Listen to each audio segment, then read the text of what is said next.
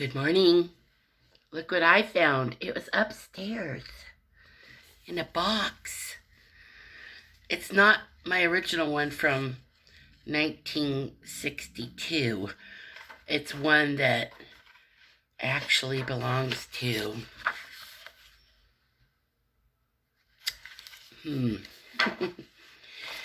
well, Peter Rabbit. Do you guys know this story? Yeah, I'm not sure why I like it so much, but once upon a time, there were 4 little rabbits, and their names were Flopsy, Mopsy, Cottontail, and Peter. They lived with their mother in a sand bank underneath the root of a very big fir tree.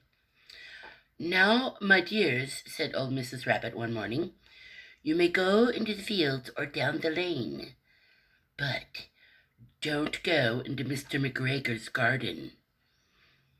Your father had an accident there. He was put in a pie by Mrs. McGregor. Now run along and don't get into mischief. I'm going out." So these pictures are going to be a little bit hard to see, but you can see there he is, Peter, and there she is going out. I'm sorry the pictures are so small.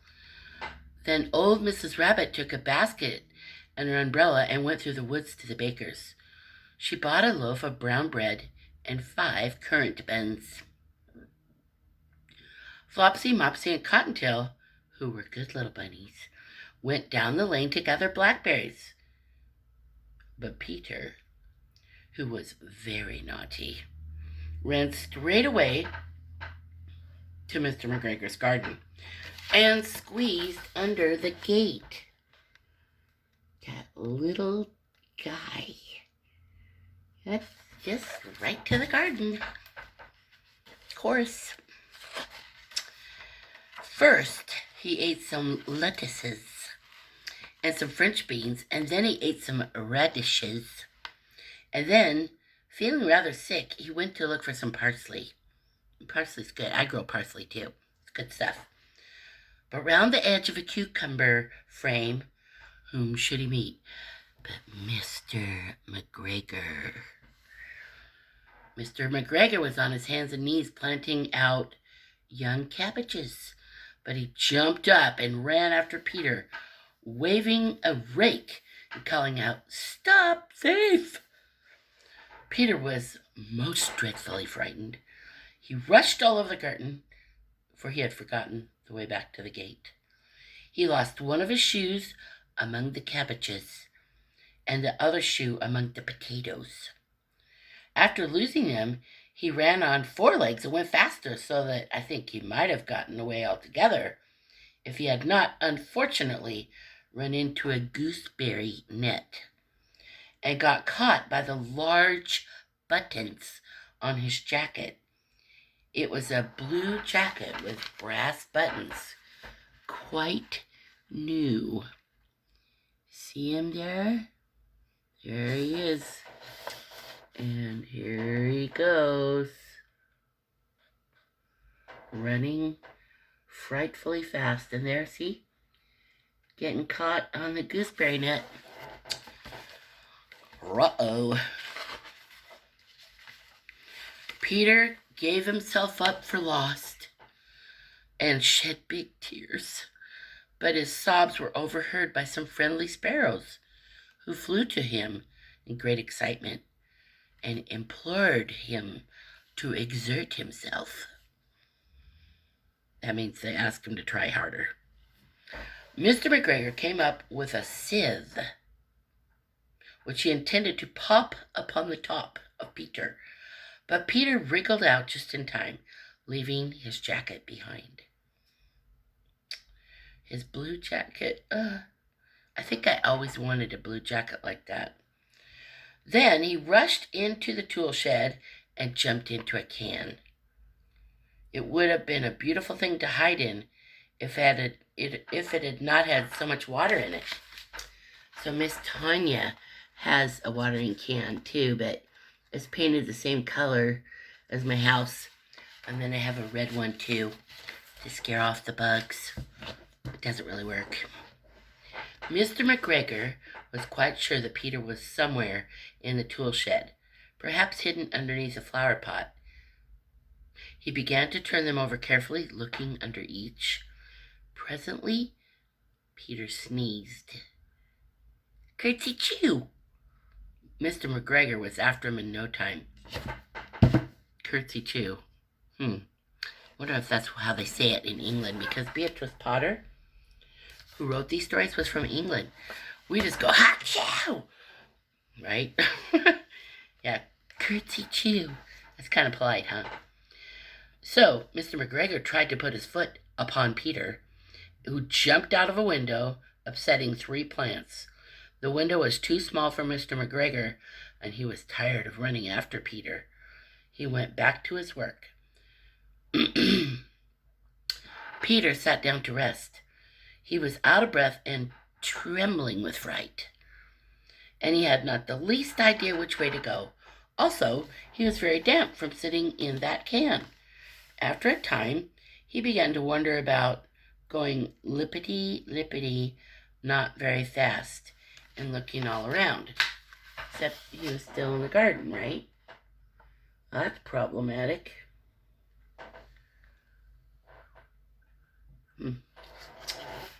Well then. He found a door in a wall, but it was locked and there was no room for a fat little rabbit to squeeze underneath. An old mouse was running in and out over the stone doorstep, carrying peas and beans to her family in the wood. Peter asked her the way to the gate, but she had such a large pea in her mouth that she could not answer. She only shook her head at him. Peter began to cry. Then he tried to find his way straight across the garden, but he became more and more puzzled. Presently, he came to a pond where Mr. McGregor filled his water cans. A white cat was staring at some goldfish. She sat very, very still, but now and then the tip of her tail twitched as if it were alive. You guys have kitties at home? Peter thought it best to go away without speaking to her. He had heard about cats from his cousin, Little Benjamin Bunny. He went back towards the tool shed. But suddenly, quite close to him, he heard the noise of a hoe. Screech, scratch, scratch, scratch. Peter scuttered underneath the bushes. Again presently, as nothing happened, he came out and climbed upon a wheelbarrow and peeped over. The first thing he saw was Mr. McGregor hoeing onions. Mr. McGregor is kind of a hard worker, isn't he? His back was turned towards Peter, and beyond him was the gate. Peter got down very quietly off the wheelbarrow and started running as fast as he could go along a straight walk behind some black currant bushes. Mr. McGregor caught sight of him at the corner. But Peter did not care. He slipped underneath the gate, was safe. Whew. At last, in the wood outside the garden, Mr. McGregor hung up the little jacket and the shoes for a scarecrow to frighten the blackbirds. Boy. Whatever, Mr. McGregor. Did I show you this picture? Oh yeah, that's the door. That's the cat. And guess I'm getting a phone call here. There we go. Had a phone call. Almost done. Peter never stopped running or looked behind him till he got home to the big fir tree. He was so tired that he flopped down on the nice soft sand at the floor of the rabbit hole and shut his eyes. His mother was busy cooking. She wondered what he had done with his clothes. It was the second little jacket and pair of shoes that Peter had lost in a fortnight. I'm sorry to say that Peter was not very well during the evening. His mother put him to bed and made some chamomile tea, and she gave a dose of it to Peter. 1 tablespoonful to be taken at bedtime. But Flopsy, Mopsy, and Cottontail had bread and milk and blackberries for supper. The end. Yeah. So that's the story of Peter Rabbit. That might be part of the reason that I like gardening. I don't think I'm much like Mr. McGregor, though. I think I'd probably keep a bunny if it came in my garden. Although, then my garden would just be feeding my bunny. Yeah, I have a bunny story too, but it's too sad to tell right now.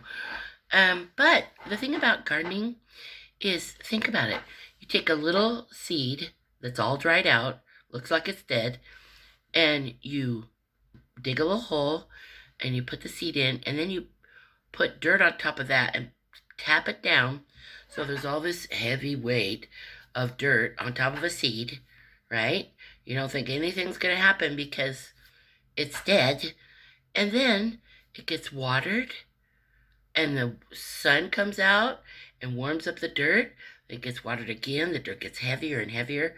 And pretty soon, that little seed underneath the ground where nobody can see it sprouts a little sprout. And then over time, it like pushes up against that dirt. It gets that packed down dirt. And what does it do? It rises again from a seed. Rises up and creates something beautiful. So, this is Holy Week. And of course, we'll have to talk about the Easter story.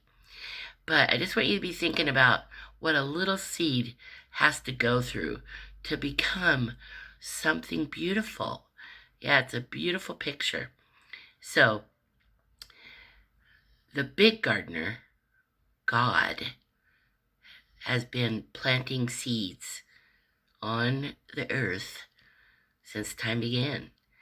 And he's tending those seeds. Some of them are still in the ground trying to push their way out of heaviness and pressure, but others have started to sprout through the soil, and he waters them and he takes care of them, and he's trimming them when they get too bushy and harvesting them. So gardening is a really good picture. Lots of good pictures of how our Father takes care of us and tends his garden. Yeah.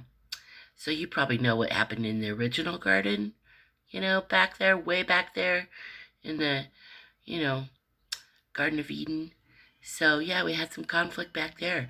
And guess what? We're still having some conflict, like big time, right?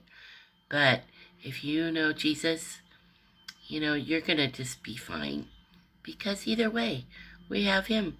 We have the creator of the entire universe, the creator of every single type of seed, plant, animal, person, etc., who's in charge, and he's tending the soil. Yeah, making beautiful things. All right, have a great day, and I'm sorry that I forgot to look up here at the lens so I could look in the eyes. I'm still learning. Yeah, I've been learning my whole life. I hope you are too. And I hope this day finds you able to go outside and enjoy the beautiful blue in the sky. Look for cloud shapes. See how many cloud shapes you can see. Yeah, it's a beautiful day. Happy spring.